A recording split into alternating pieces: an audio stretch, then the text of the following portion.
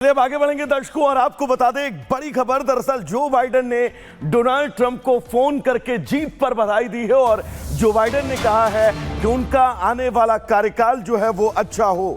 Joe Biden ने Donald Trump को phone पर बधाई दी हो और साथ ही उन्हें व्हाइट हाउस में मिलने के लिए न्योता भी दिया है।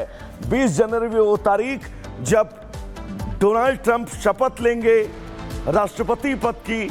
ऐसे में उनको बधाई देने का सिलसिला लगातार जारी है।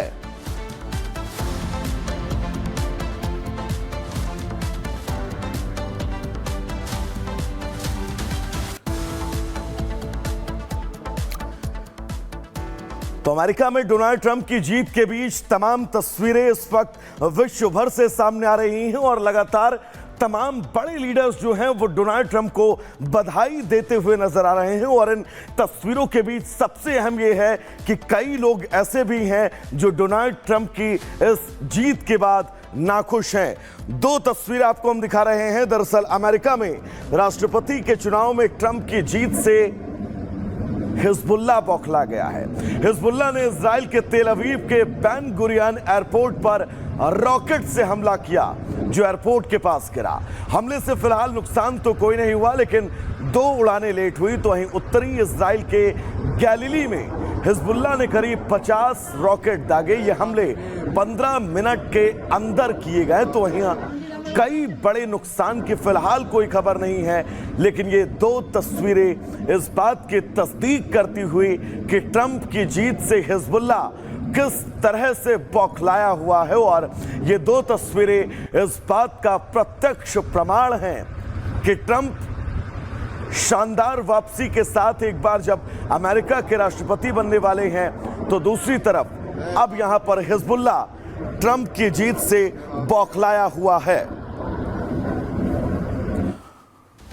तो इन 2 तस्वीरों के बीच अब आगे बढ़ेंगे। दरअसल सुपर पावर अमेरिका की सत्ता की कमान अब ट्रंप के हाथों होगी, ये तो तय हो चुका है। और इसी के साथ सवाल ये है कि क्या दुनिया में चल रहे महायुद्ध में अब खत्म होने की कगार पर है, क्योंकि ट्रंप ने चुनाव के दौरान बड़ा वादा किया था कि राष्ट्रपति बनने के बाद दुनिया में मिडिल ईस्ट में बढ़ रहे तनाव को रोकेंगे। तो क्या अमेरिका के लिए ये चुनाव अब युद्ध विराम की तरफ आगे बढ़ने वाला है मिडिल ईस्ट में? इस रिपोर्ट के जरिए आपको बताते हैं।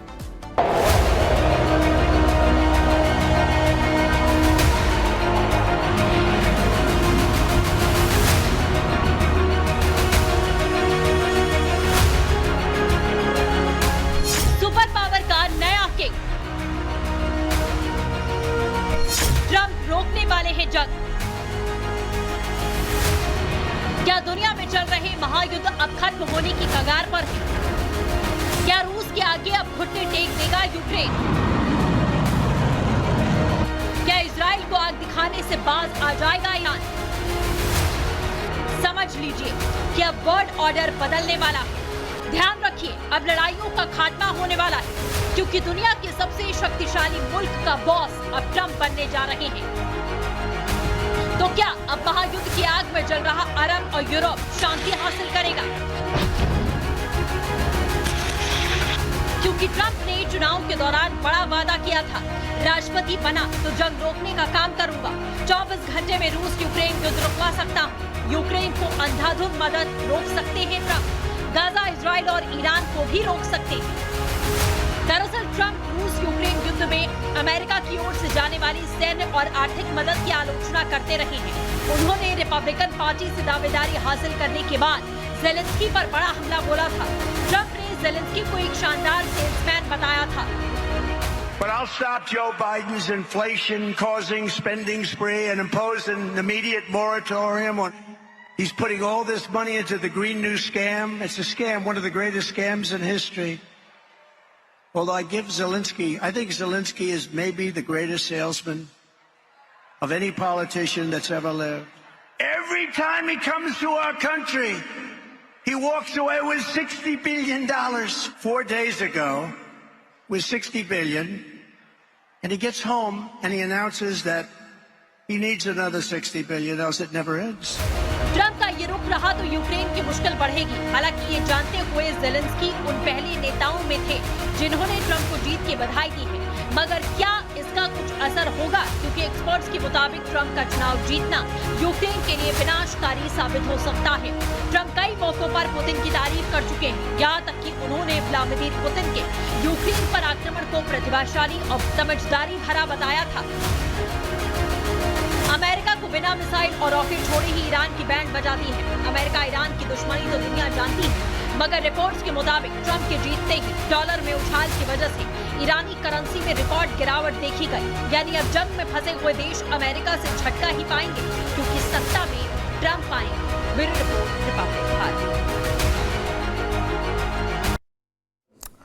तो चलिए दर्शकों, आगे बढ़ेंगे और मिडिल ईस्ट से इस वक्त की बड़ी खबर आपको बता दें। दरअसल इजराइल ने बेरूत पर बड़ी एयर स्ट्राइक की हो, और ये एयर स्ट्राइक ऐसे वक्त में की गई है जब अमेरिका में चुनावी नतीजे सामने आए हैं।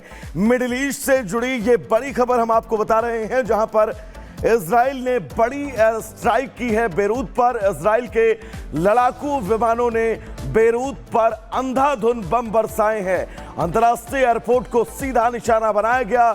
तेज धमाकों से पूरा इलाका दहल उठा है, और ये वो विध्वंसक तस्वीर बेरूत के सरजमी पर इजरायली एयर स्ट्राइक के बीच कैसी तस्वीरें सामने आई, ये हम आपको आपकी टीवी स्क्रीन पर दिखा रहे हैं। दरअसल इजराइल ने ये बेरूत पर बड़ी एयर स्ट्राइक की है, और इस एयर स्ट्राइक के बीच तस्वीरें कैसी थी, वहां के हालात कैसे थे, इन तस्वीरों के जरिए आप समझ सकते हैं।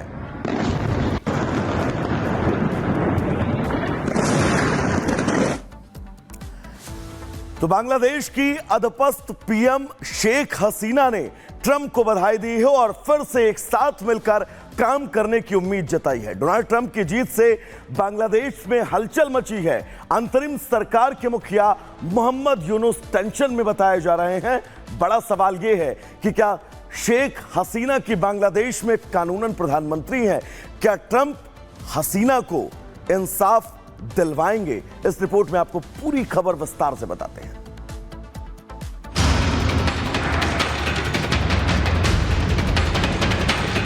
अमेरिकी राष्ट्रपति चुनाव 2024 में डोनाल्ड ट्रंप की शानदार जीत के बाद ये साफ हो गया है कि अगले 4 महीने तक अमेरिका के बॉस ट्रंप होंगे,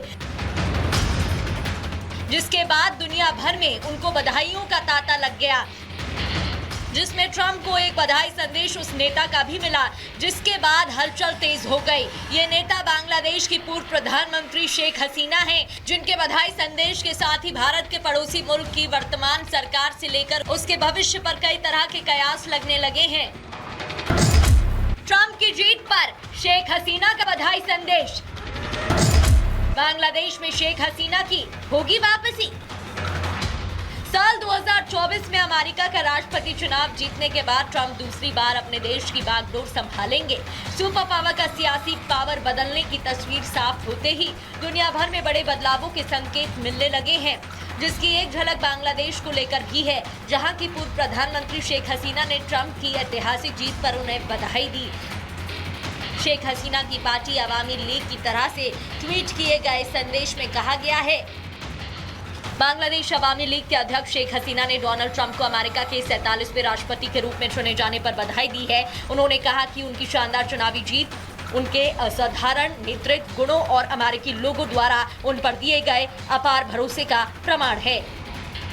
वहीं पार्टी की तरफ से कहा गया है कि शेख हसीना ने ट्रंप के राष्ट्रपति रहते दोनों नेताओं के बीच अच्छे ताल्लुकात को याद किया, साथ ही ट्रंप के दूसरे कार्यकाल में साथ काम करने की भी बात कही। पार्टी की तरह से कहा गया कि शेख हसीना ने बतौर पीएम उन सभी मुलाकातों और बातचीत को याद किया जो कि ट्रंप के पहले राष्ट्रपति कार्यकाल के दौरान डोनाल्ड ट्रंप और मेलानिया ट्रंप के साथ हुई थी। उन्होंने उम्मीद जताई कि ट्रंप के दूसरे कार्यकाल में भी बांग्लादेश और अमेरिका के बीच द्विपक्षीय संबंध और मजबूत होंगे। उन्होंने दोनों देशों की द्विपक्षीय और बहुपक्षीय हितों को आगे बढ़ाने के लिए फिर से मिलकर काम करने की प्रतिबद्धता व्यक्त की। ट्रंप का राष्ट्रीय चुनाव जीतने के बाद शेख हसीना की तरफ से दिए गए संदेश के कई मायने निकाले जा रहे हैं, जिसे कुछ लोगों ने शिष्टाचार के तौर पर समझा तो कई इसमें बांग्लादेश के मौजूदा हालात को जोड़कर देख रहे हैं, जो कि ऐसा भी मान रहे हैं कि ट्रंप के व्हाइट हाउस में आते ही बांग्लादेश में भी कुछ बड़ा हो सकता है। जिस तरह निवर्तमान राष्ट्रपति जो बाइडेन ने बांग्लादेश सरकार के मुख्य सलाहकार और शेख हसीना के धुर विरोधी मोहम्मद यूनुस को अमेरिका में गले लगाया था, वो शायद ट्रंप की रहते तस्वीर बिल्कुल बदल जाए, जिस पर एक्सपर्ट्स की भी अपनी अपनी राय सामने आ रही है। एडमिनिस्ट्रेटर बना है बांग्लादेश में, अब उसके दिन गिनती के रह गए, क्योंकि ट्रंप की अगर हमने इलेक्शन में भी स्टेटमेंट देखी है कि वो हिंदूज के ऊपर जो अत्याचार हुए हैं उनके अगेंस्ट ट्रंप एडमिनिस्ट्रेशन ने बोला है। देखा जा रहा है कि डोनाल्ड ट्रंप जीतते हैं और सरप्राइजिंगली शेख हसीना उन्हें कॉन्ग्रेचुलेट करती हैं, बधाई देती हैं। ये अपने आप में बहुत बड़ी बात है, क्योंकि ये वही यूएस है जिसने उनकी कुर्सी नीचे से खिसका दी और उन्हें गिरा दिया एक तरीके से। ज़्यादा बड़ी बात ये भी है कि शायद शेख हसीना इस चीज को एनकैश करना चाहेंगी कि ट्रंप वर्सेस बाइडेन, के बाइडेन द्वारा किया गया कुछ भी काम शायद ट्रंप अनडू कर दे। साफ है कि ट्रंप की जीत दुनिया में कई बड़े बदलावों को जन्म देने वाली है, जिसकी एक झलक अभी से देखने को मिल रही है। ऐसे में देखना दिलचस्प है कि पहले बांग्लादेश हिंदुओं के समर्थन में खुलकर अपनी बात कहने वाले ट्रंप जब राष्ट्रपति बन जाएंगे तो उसके बाद